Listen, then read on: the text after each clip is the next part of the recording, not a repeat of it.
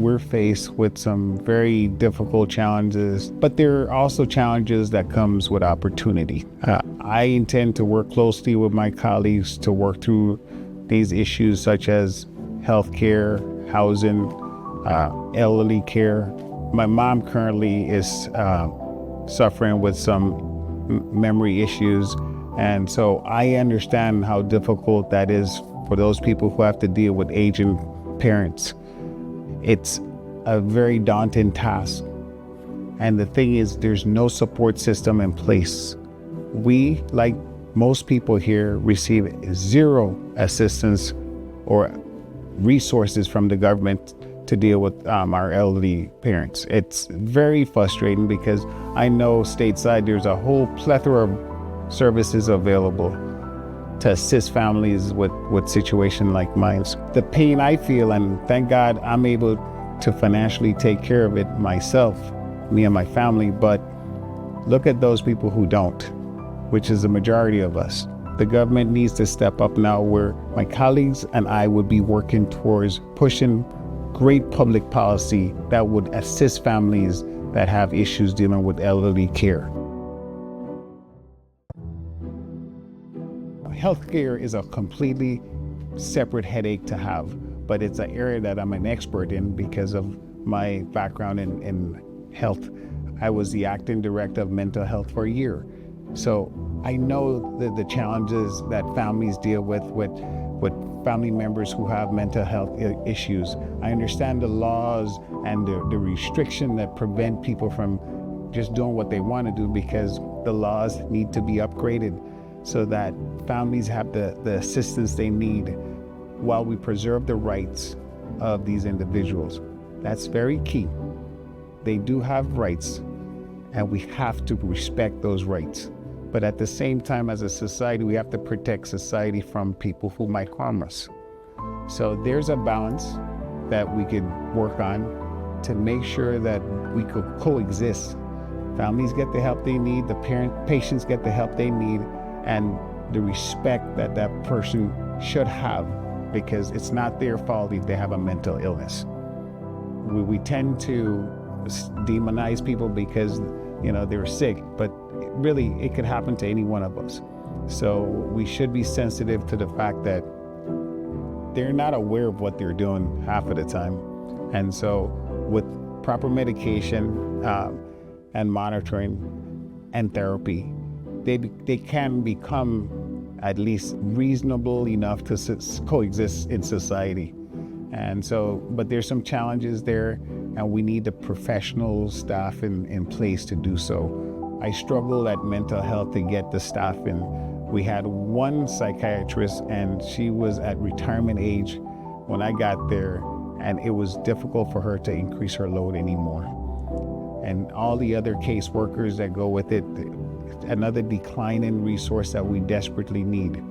The bright side to all this is we were awarded $900 million to rebuild our hospital on St. Croix. St. Croix has a unique opportunity, a transformational opportunity to use that money to develop a healthcare system that will enhance the community participation in healthcare.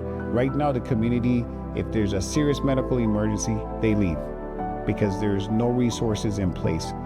But with this money, almost $1 billion that's available to us, we will be able to plan a comprehensive healthcare system so that we have a functional hospital, we have a healthcare system with the Department of Health that supports the hospital, and the Frederick Healthcare Centers could also support it. It could be done where it's an integrated care system, and we wouldn't have to be running on a plane every time something happens to get healthcare. We have the money now. We need the resources allocated so that we could get the proper professionals here, and they need to feel comfortable that the system will work. This takes planning, and with the help of my colleagues in the Senate, we will put together this, and it will be done. We just need to keep the money on St. Croix for this particular plan. It is allocated for St. Croix. It should be spent solely on St. Croix, so our healthcare system could be a comprehensive state-of-the-art healthcare system. every government has its bureaucracy, as we do. And unfortunately, we're going to have to work through our bureaucracy. It doesn't move quickly, for a lot of reasons. One of the key reasons is to ensure that there is no fraud and abuse that takes place. But in doing so, it could also make it a bottleneck system. And right now we have both. We have a bottleneck system that's preventing the movement of resources fluidly and quickly so we could get things done. We're going to have to work on removing some of the impediments, myself and my colleagues, to see if we could move this process forward faster, but at the same time safeguarding the public money. Because it is not our money, so we have to protect it, but we could move it through faster without having this slow drip of progress. And we see things happening, but it's so slow. We know that the work is being done, but it's so slow, or it'll start and it'll stop. We need to get past that. And that could be done with proper planning. Again, with the help of my colleagues and I, we will work on that.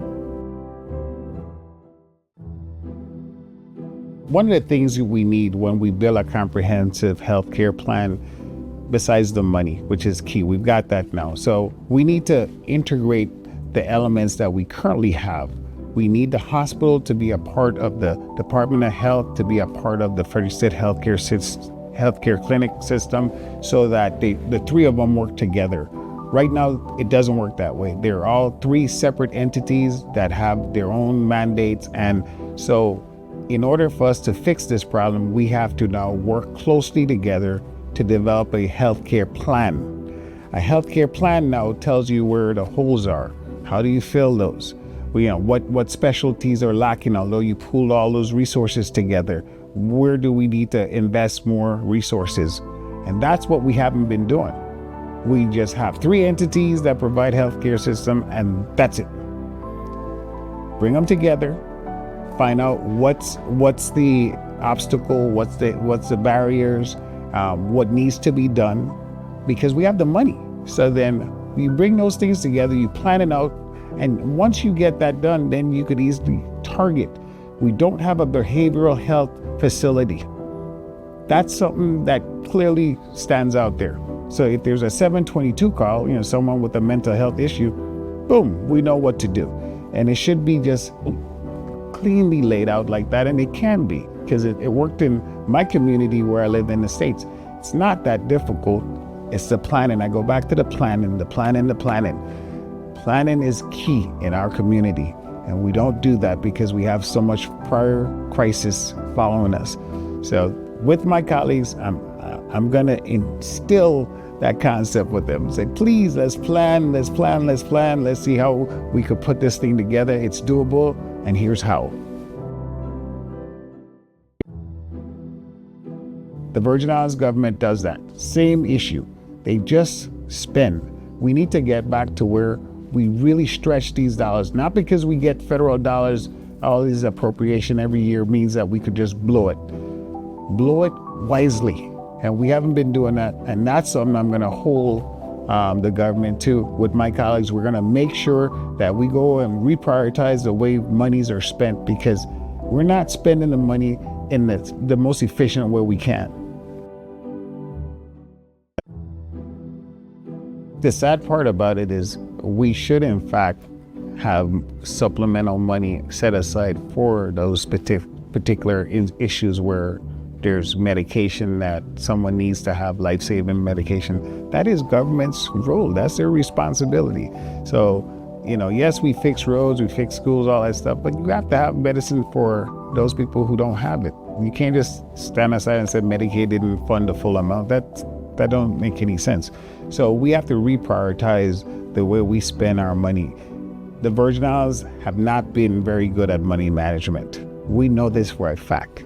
And I say this because if I give you $100 and I have $100 and I say, let's see how far we could stretch this $100. Because of my financial background, I'm pretty certain that I could get more out of my $100 than a typical person can. Because, good example, I had a friend who was working and her coworker asked her for some money because she didn't have enough money to make it through payday on Friday, and this was on a Wednesday, and she gave the coworker a $20 bill. That coworker came back with lunch, bought a pot fish lunch for $20, knowing that there's no more money the next day or the next day until payday. But she went out and bought a pot fish lunch instead of going to the store, the grocery store, buy some bread and cheese, whatever, and put something together for the next few days. That's what you would do if you wanted to stretch that money. But because there's no planning in place, no sense of prioritizing expenses, she just blew the $20 the same day. So lunch was had, and then she's back where she started. The Virgin Islands government does that. Same issue. They just spend. We need to get back to where we really stretch these dollars, not because we get federal dollars, all this appropriation every year means that we could just blow it. Blow it wisely. And we haven't been doing that. And that's something I'm going to hold the government to. With my colleagues, we're going to make sure that we go and reprioritize the way monies are spent, because we're not spending the money in the most efficient way we can. We have an opportunity where we need to pay off all the retro money to our workers. They deserve it. They earned it. They should get their money. Instead of us paying them a portion of it over time, we just didn't pay them. And so it stayed there, and the liability stayed on the books, and the workers got more frustrated. What do you think happened to the productivity of the workers when you don't pay them? It declines. So we're complaining about work aren't being done in the roads and work being done here and there. Well, guess what? I don't have to patch a whole lot of potholes if I don't feel I'm getting paid right. I patch whatever I feel like. When the day's done, I'm done. So we have to incentivize our workers, show them that they're really valuable to us. And if we agree to pay them an amount, you got to pay them. I've had a payroll for 15 years. I have to pay them. If I don't eat, that's fine. My employees will get their paycheck on time, every time. I've never been late on a payroll. I pay their taxes, the VIESA, the employment, the social security, everything, because I think that's my responsibility. And that's how important they are to me. That's the same attitude that our local government needs to have with their employees. We have been neglecting them. We've been taking advantage of them. My mom has been a 25-year worker in this government. 2.5 years ago, we applied for Meals on Wheels. And she was number 1 on the list a year and a half ago. We're still waiting. This is comical. But yet, I can tell you, there are people who tell me, oh, call this person and you can get her on. I'm not going to do that. Everything can't be a hookup. Things should be run fairly and squarely. I'm not going to have to call someone to do their job. My mom should be on the list just like everybody else, and the process should go through where she's served just like everybody else. These hookups have caused us a lot of problems. And we need to get away from the hookups. It's time to get back to the basics. Get the job done the right way. Take care of your people. Pay them. And expect more out of them. See, you pay them, then you could say, hey, I'm paying you now, so I expect this. And the trade-off is that you'll get what you expect. But you can't expect something if you're not paying them as you agreed to. So there's a breach in trust.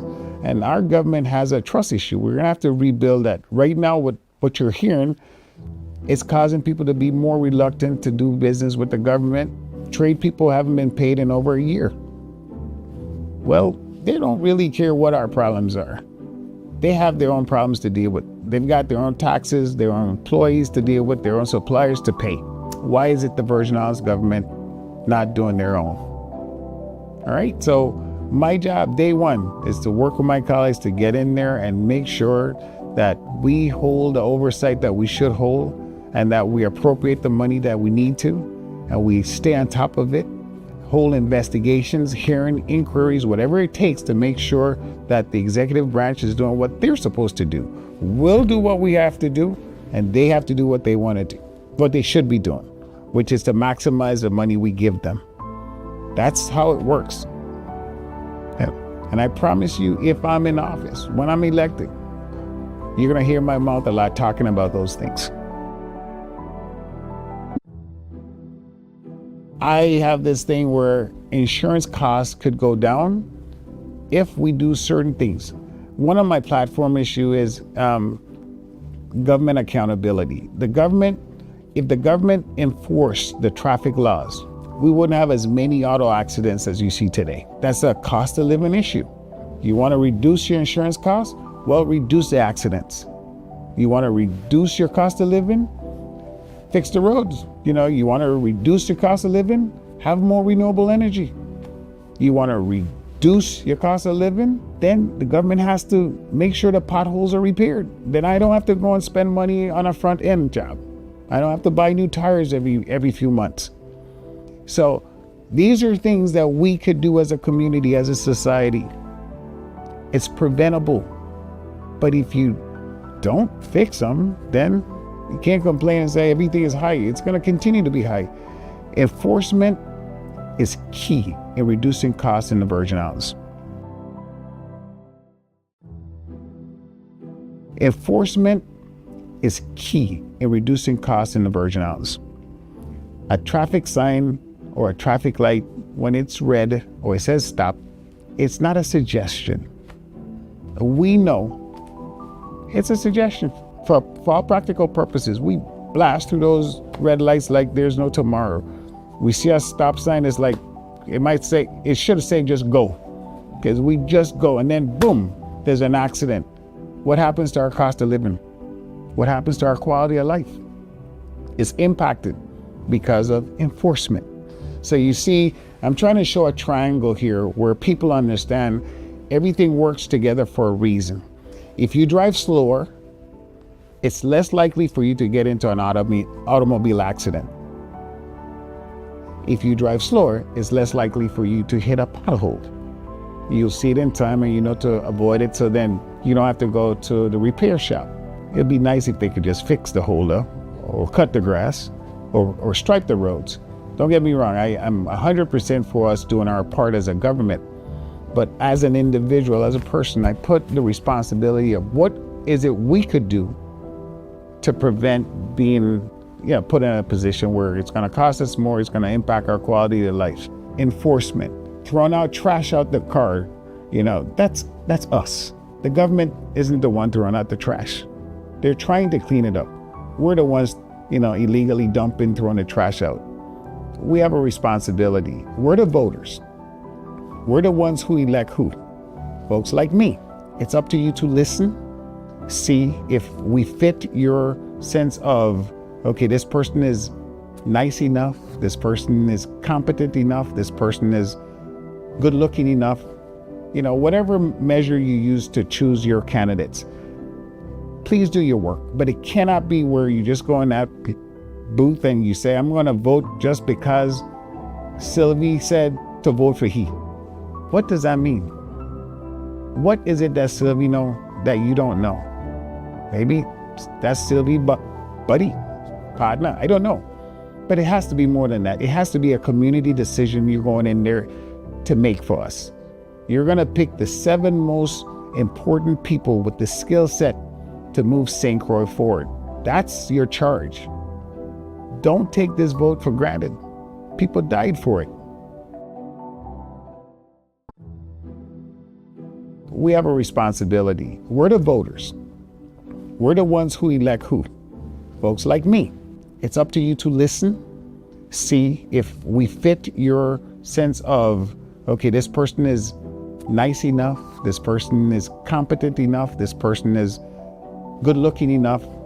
Whatever measure you use to choose your candidates, please do your work. But it cannot be where you just go in that booth and you say, I'm going to vote just because Sylvie said to vote for he. What does that mean? What is it that Sylvie know that you don't know? Maybe that's Sylvie, buddy, partner, I don't know. But it has to be more than that. It has to be a community decision you're going in there to make for us. You're going to pick the 7 most important people with the skill set to move St. Croix forward. That's your charge. Don't take this vote for granted. People died for it. I humbly ask for your vote and your support. Vote for me not because you think I speak eloquently or anything like that. Vote for me because of what I've done, my vision, my experience, what I bring to the table. I came home back in 2004. I was on my way to work. I looked across and I saw a property that was all bush, you couldn't see. Today, it is a Frederick Center because my vision was to invest in my community, build something that the community could use, and provide employment. That was my vision. That's what I saw when I was on my way to work. Find candidates that could do stuff like that because it helps everybody. You know, more jobs. Who don't need more jobs? More jobs brings what? More taxes. It funds our government. The more money the government has, the more things they can do with it. So it's cyclical. The more money they have, the more things they can do to help us.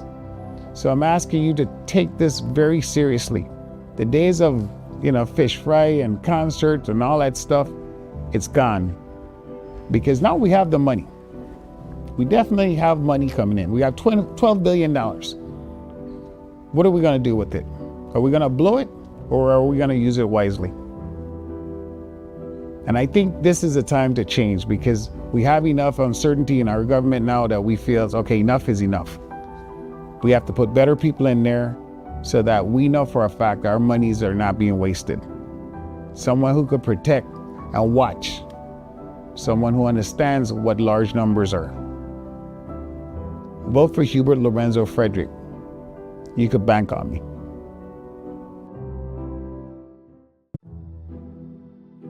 So I'm asking you to take this very seriously.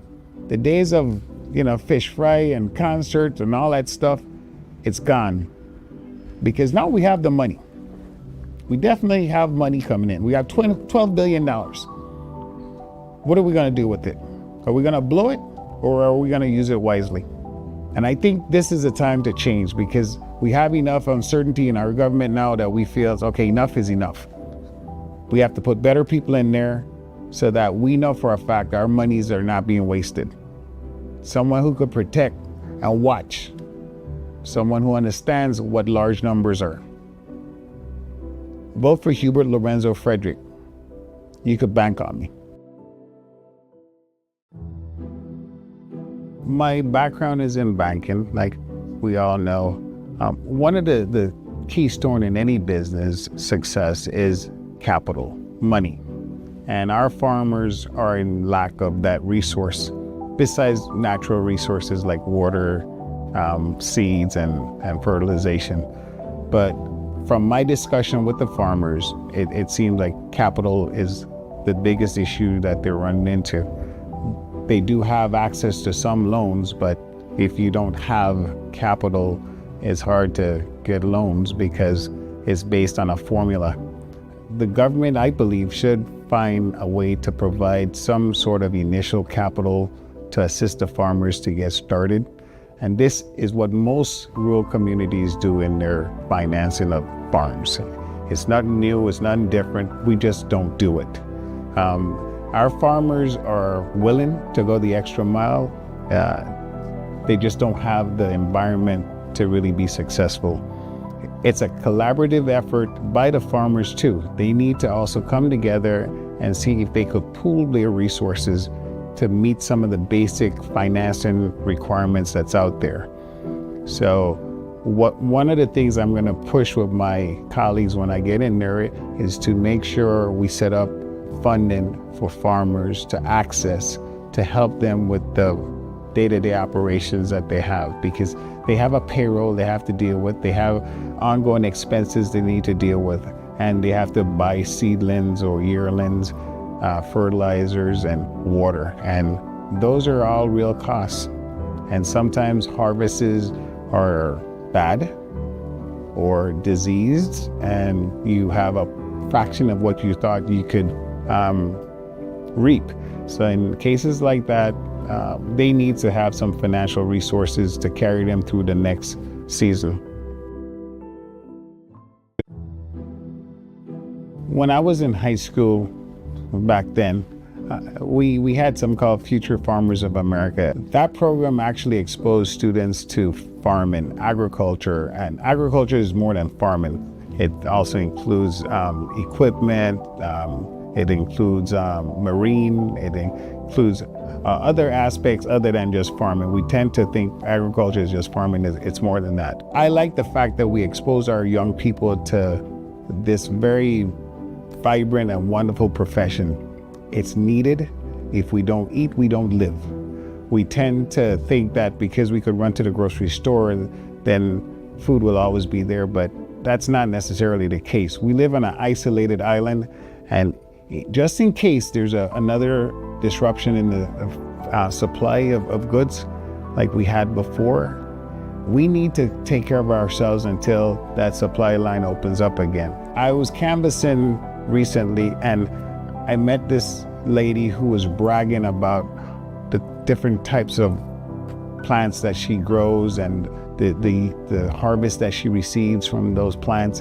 And I was so amazed because she lives on just a small lot. It's not even like a quarter-acre lot. And she's yielding so much food to support her family that it made me think, if one little lot could produce that much food for one family, look at the impact it just had on their cost of goods. That means this family could save money on their grocery bill because they're growing their own food. That means this family now have a more healthier alternative than the GMOs that we normally buy in the stores. So it's important that we really focus on agriculture and turn it into an industry that could really save us just in case something happens to the supply line again. And it's doable. We have the land for it. We have the resources in terms of the natural resources that's available, the water, the technical know-how. What would make it more appealing to young people is if we integrate more technology to it, which it does have a lot of technology to it, but we just can't afford it. It's very expensive. But most farming in the mainland and globally is done through satellite GPS. It tells you exactly where to plant, when to plant, how to plant. And so that's something we could incorporate. That would get young people more involved in the process. And hopefully we could really transcend agriculture in the territory, but sustainability is the key. We got to support our farmers. We have to put a process in place where the public policy we develop is sustainable for them and it helps the community in the long run. I've always thought with what would it take to get young people to be more involved in our public policy arena, because everything we do today will impact their children and their lives down the road and their grandkids. Today, they might not feel that it's important.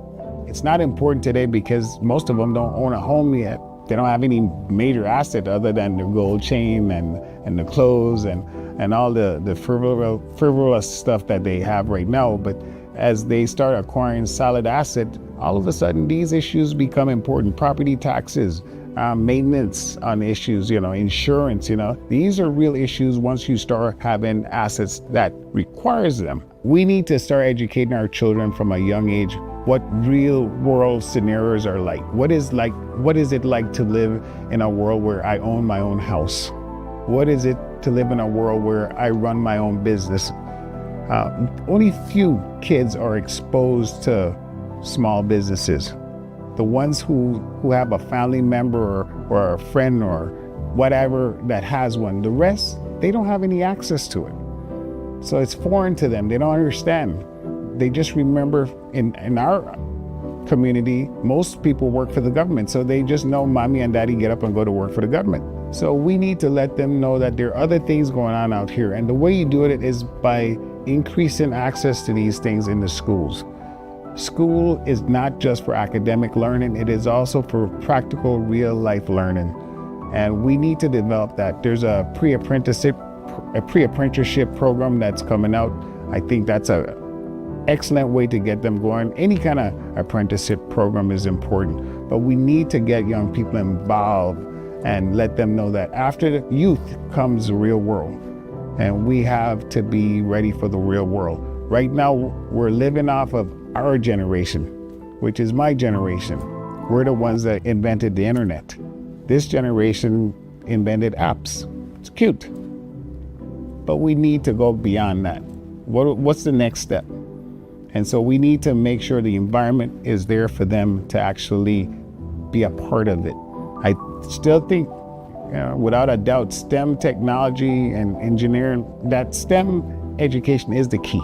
And I'll keep saying that over and over again because it's worked. It's working in Puerto Rico right now. Puerto Rico is now attracting major technology firms there because they have engineering and technology and mathematics students that they could harvest to grow these companies. And that's what they want. Give them what they want so we could get what we want.